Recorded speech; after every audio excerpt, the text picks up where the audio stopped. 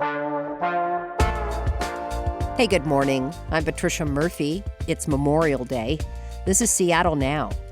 Memorial Day is a time to honor America's fallen soldiers, past and present. It's also the unofficial start of summer. Today's weather isn't exactly ideal for a beach swim, and the water is still very cold. But once we get to magical Seattle summer weather, don't forget to check King County Public Health's website before you take a dip. They send out environmental scientists like Wyatt Klepac each week to test our swim beaches for toxic algae and bacteria. Right now, Green Lake's West Beach is closed because of toxic algae, and Newcastle Beach is closed due to high bacteria. Last summer, we got curious about how the county decides to close beaches and went out with Wyatt to see for ourselves. Here's that episode again. We are here at Tibbetts Beach and Lake Sammamish State Park. All right, and you do this kind of testing how many times a week? We do testing at the beaches once a week. So we go out Mondays and Tuesdays. Mondays we're at North King County beaches and South King County beaches, and then today we're here on the east side doing the east beaches. Not a bad gig. No, I love spending time outside, and you can't beat this weather, and it's a great time, yeah. And how many will you do today? I have about 10 beaches that I'm going to. Oh, wow. And that kind of rotates with this specific day. Some days we're also going out to like Pine Lake, Beaver Lake, and Lake Sammamish, the landing park up north on the lake. Wefa Tafesh is usually back at the lab waiting for the results from Wyatt's samples. But today, she's out in the field with us. So what do you do with it? We review the data and we coordinate with Seattle King County Public Health, who looks at the data, matches it with our protocols, and decides whether a beach needs to be opened or closed. Okay, and tell me, what are the things you're thinking about when you're opening or closing a beach? Again, it's not just about one reading. Right.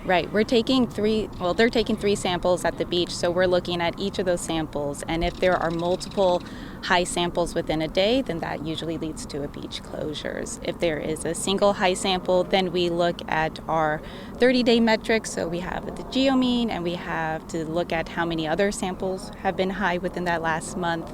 And then we also would then make decisions on whether that beach would be closed or open.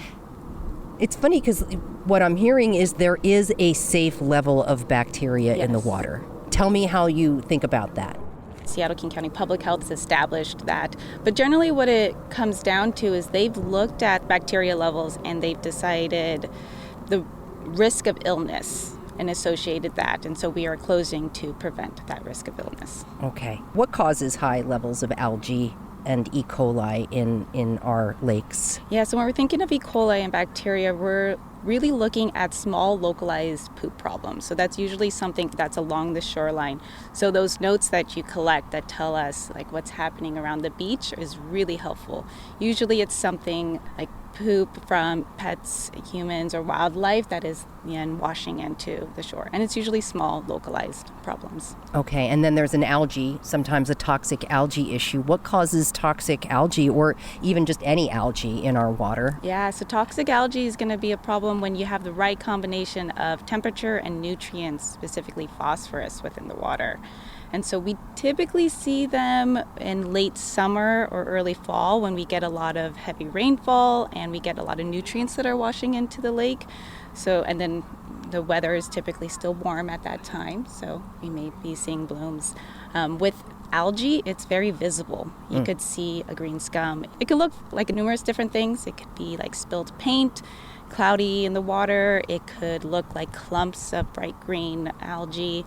And yeah, if you see it, you want to avoid it.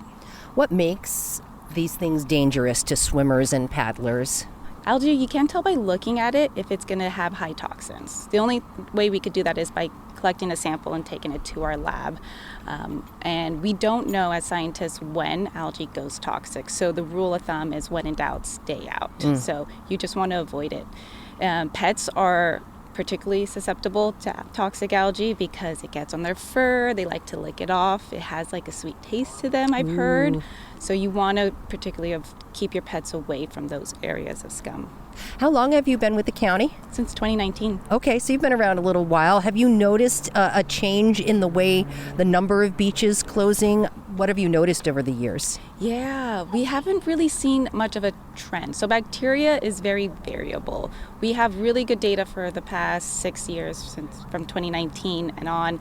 And pretty much some years we have a lot of closures, some years we have fewer closures, and it's just the way it works with bacteria. There's no constant. Is temperature a factor? I don't think we've seen that being a direct factor, but it's really random. It's variable. All right. Hey, Wyatt, let's go test some water if you're ready. Yeah. What's your favorite beach to test? Oh, Do you that's have a good favorite question. beach? My favorite is Magnuson Beach in Oh. North Seattle. Mm-hmm. I grew up in Seattle, and Magnuson is very nostalgic for me, so I love to go there and sample the beach. That's my favorite beach, too. So you're putting on gloves Yep. because this is an important part of your job, even though there's some kids waiting in here. That's right. Wyatt, you're gloving up. I'm gloving up, yeah. I want to make sure that I'm not influencing the samples that I'm collecting out in the water. Okay, all right. Go for it. Let's see what you Okay, do right here. This beach is very This is lovely. So is it important that you go out a certain distance from the shoreline? Tell me about that. Yeah, so we're typically, each beach is a little bit different, but we're typically going out up to our knees. But yeah, each beach is a little bit different.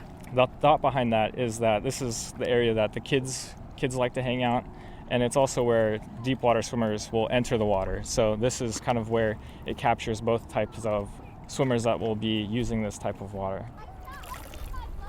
So which one is this? So this is one of our E. coli samples. I guess, selfishly, I would like to know what should paddle boarders and kayakers and recreationists think about when they're out in the water. Yeah. I think an important thing is that whenever you're interacting with, a body of water like this, that you're not ingesting the water, and you're doing your best after you exit the water to, clean your hands, clean any extremities that were in the water that could be exposed to reduce the risk of things like swimmer's itch as well. Oh yeah, that's a bad one too. Yeah. So hand sanitizer is my best route on my paddleboard, I'm guessing. Yeah, that's a nice convenient way to stay clean while you're out there. All right, what are you testing for next here? So next we're going to make our way to the middle swim beach. So we're going to make our way past these kids here.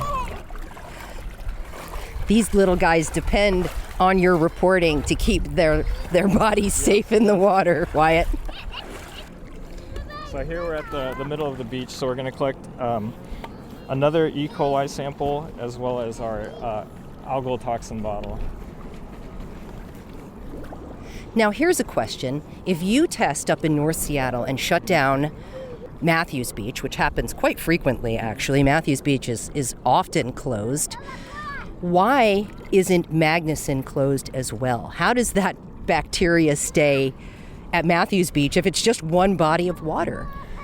As Waffle was speaking earlier, a lot of these bacteria problems are very localized to these beaches. At Matthews Beach and Magnuson specifically, the way the geography works is, Matthews, we see it closed down a lot. Geese love to hang out there, but just the way the water moves is they have kind of areas where the water can come in and maybe not exit that area. So each beach is very different, and so that's why we test each beach as we do. All right, what's next now? So next we're going to take a temperature of the water. So here we're getting it kind of in the mid-water column, and we're going to let our thermometer equilibrate. And what does the water temperature have to do with your data that you're trying to collect? For one, it helps us kind of see temperature over time. You can kind of see as it increases throughout the season. We have a lot of swimmers that rely on our water temperature data to determine whether or not they want to go swimming. So we have that all of that data on our website so that they can know beforehand whether or not they'd like to swim in a certain temperature of water. It's quite warm today. Yes, yeah. So here we got our temperature, 26.1 degrees Celsius. It's nice and warm. All right, give our Fahrenheit listeners. Roughly, I'd say that's upper 70s, maybe low 80s. As we suspected, beautiful. Yeah, rough beautiful. math guess, yeah. The water is beautiful. And was that your last sample that you had to take, So or we those go? were our middle sites, so now we're going to head over to the right side of the beach. Okay, now here's what I'm noticing about this side of the beach. There's a lot more vegetation in the water. Does that have anything to do with what you might find? It won't necessarily influence our bacteria levels, so no. Okay, all right. And I don't see any algae in the water. No, we got a nice clean beach here, nothing on the surface. It's very natural to find algae on the bottom. It's like the filamentous green algae. But yeah, today it's a very clean beach.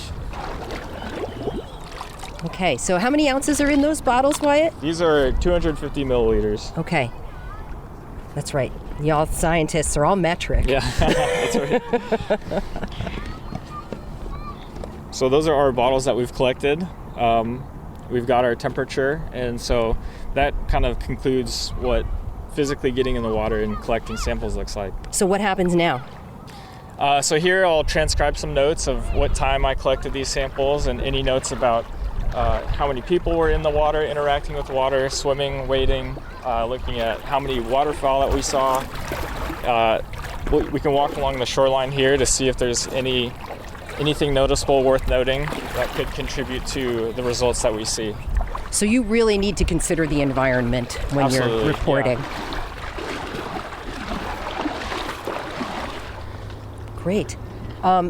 Before I let you both go, what should people understand, swimmers and recreators and dog owners understand about beaches and bacteria and how to stay safe here? It is easy to find a healthy beach, so you could go to kingcounty.gov/swimbeach. That is our homepage. That is where we post the information when we receive it. And we have that information because we test every week. That information on our webpage is up to date, and you will know if a beach is closed. We also have temperature data there, so if you are a swimmer and you want to see how warm it is, there's data there. And we also link to our public health swim safety page up there. Very important. Life jackets are important, lifeguards are important as well to stay safe on the water. Wyatt, really appreciate you meeting us out here today. Thank you so much for your work and taking the time. Thank you both. That was King County Environmental Lab scientist Wyatt Klepac and water quality scientist Wyatt Klepac.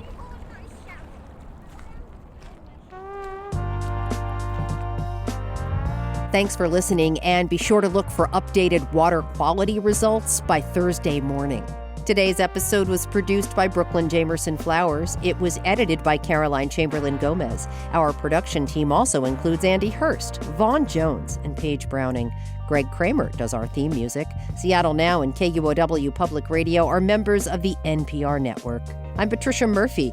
We're taking the afternoon off for the holiday, but we'll be back with a new episode tomorrow morning. We're also keeping military families in our thoughts today.